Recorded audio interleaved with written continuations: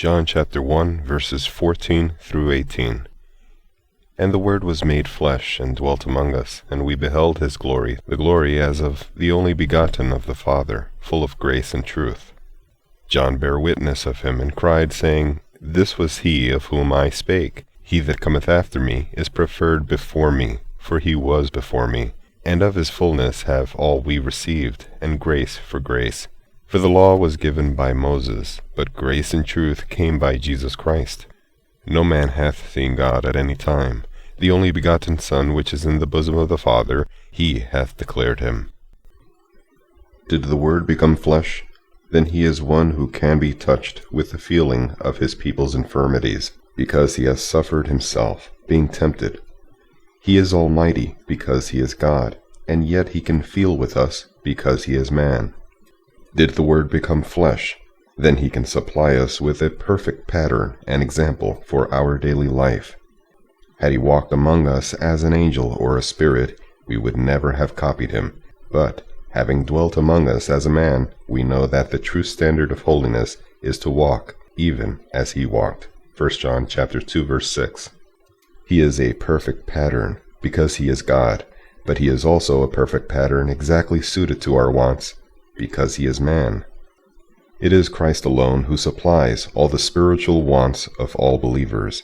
It is written that, quote, of his fullness have we all received, and grace for grace, end quote.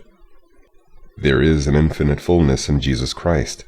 As St. Paul says, quote, it pleased the Father that in him should all fullness dwell, unquote. Quote, in him are hid all the treasures of wisdom and knowledge, unquote.